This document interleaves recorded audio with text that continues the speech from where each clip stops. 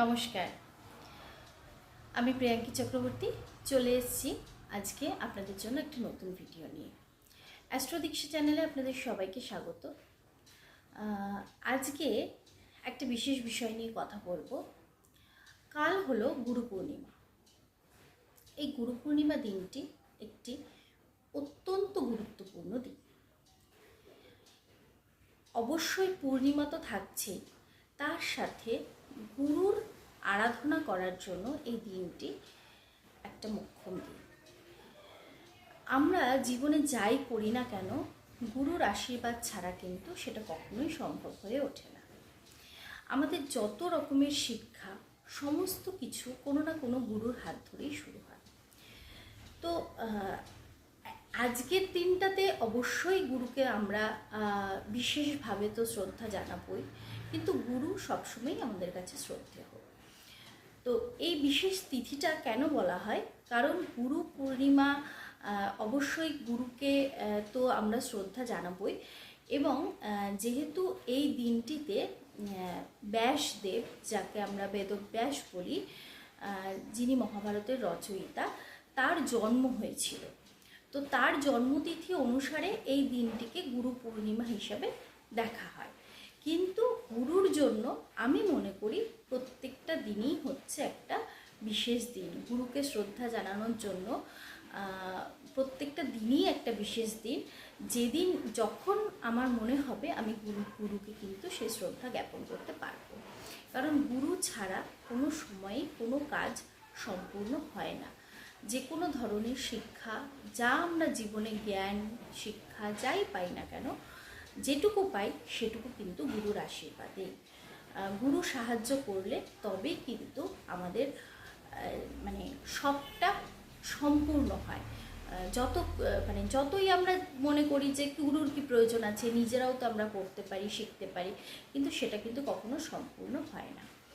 তো এই দিনটা একটা বিশেষ দিন, এবং যেহেতু পূর্ণিমাটাও থাকছে, তো সেক্ষেত্রে এই দিনের মাহাত্ম্যটা আরও বেড়ে গেছে।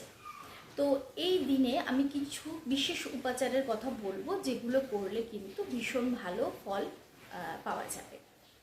প্রথম সেটা হচ্ছে, এই দিনে আমরা অবশ্যই যেটা করব, গুরু পূজা করব। বাড়িতে যাদের গুরুর আসনে গুরু প্রতিষ্ঠিত রয়েছে, অবশ্যই তারা কিন্তু গুরুর উদ্দেশ্যে একটা পুজো করবেন। এটা কিন্তু খুবই গুরুত্বপূর্ণ। এই দিনে গুরু পূজা করলে কিন্তু গুরুর আশীর্বাদ লাভ হয়, এবং এই দিনে এটা আমাদের করা কর্তব্য। আমি মনে করি এই দিনটাকে রাখা হয়েছে আমাদের একটা কর্তব্য পালনের দিন হিসাবে, যে গুরুর প্রতি যে আমাদের যে কর্তব্য রয়েছে, সেই কর্তব্য পালনের দিন হিসাবে আমি এই দিনটাকে মনে করি। তো এই দিনে অবশ্যই গুরু পুজো করা দরকার। তো আমরা অবশ্যই গুরুকে এই দিন পুজো করব। আর অবশ্যই এই দিনে যেহেতু পূর্ণিমা, সবাই লক্ষ্মীনারায়ণ পূজা তো করতে পারেন, এবং এইবারে বৃহস্পতিবার গুরু পূর্ণিমা পড়েছে, তাতে কিন্তু এই দিনের মাহাত্ম্যটা আরও বেড়ে গেছে। কারণ বৃহস্পতিকে আমরা সবসময় গুরু হিসেবে মনে করি। বৃহস্পতি হচ্ছে গুরু। তো সেই বৃহস্পতিবারেই এবার গুরু পূর্ণিমা পড়াতে গুরুর পূর্ণিমার মাহাত্ম্যটা অনেক বেশি বেড়ে গেছে। তো এই দিনে অবশ্যই আমরা গুরু পূজা করব। তার সাথে যারা মনে করবেন পূর্ণিমা দিন লক্ষ্মীনারায়ণের পূজা তো অবশ্যই করতে পারেন। এবং আরেকটা জিনিস যেটা বলবো, সেটা হচ্ছে যে কিছু যেহেতু পূর্ণিমা, সেক্ষেত্রে আমাদের একটা চন্দ্রের প্রভাব কিন্তু এই দিনে বিশেষভাবে আমাদের উপর থাকে। এবার এই চন্দ্রটা কারো কারো জন্মছকে উচ্চস্থ হয়, কারোর ছকে নিচস্থ হয়। নিচস্থ হলে অনেক রকমের মানসিক সমস্যা আসে। দেখা যাবে বেশিরভাগ লোকেরই না পূর্ণিমা অমাবস্যা এই দিনগুলোতে প্রচণ্ডভাবে মুড সুইং হয়, ডিপ্রেশনে যায়। যাদের চন্দ্রটা একটু নিচস্থ বা চন্দ্রটা পীড়িত, তো সেক্ষেত্রে তাদের প্রচণ্ডভাবে ডিপ্রেশন হয়। তো সেক্ষেত্রে চন্দ্রের উপাচারের জন্য আমি বলবো যে বিশেষ কিছু চন্দ্রের পুজো রয়েছে, আর চন্দ্রকে শান্ত করার জন্য কিছু বিশেষ মন্ত্র রয়েছে। সেই সব জিনিসগুলো কিন্তু আমরা করতে পারি। মোট কথা, চন্দ্রের উদ্দেশ্যে কিন্তু আমরা একটা পুজো দিতে পারি এই দিন।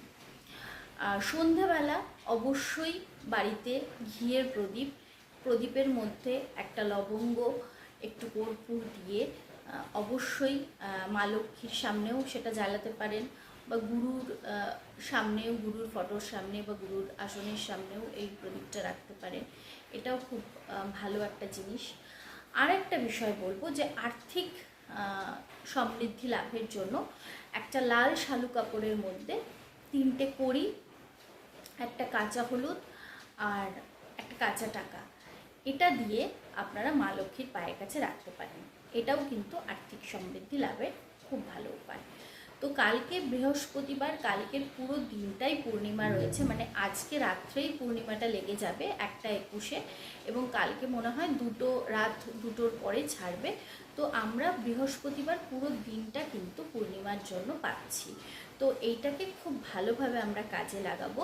অবশ্যই গুরুর প্রতি তো শ্রদ্ধা জ্ঞাপন করবই, তার সাথে যেহেতু পূর্ণিমা প্রচণ্ড পজিটিভ একটা দিন, চন্দ্রের ব্যাপারটাও আমাদের থাকছে, চন্দ্রের একটা বিশেষ প্রভাবও আমাদের উপর থাকবে।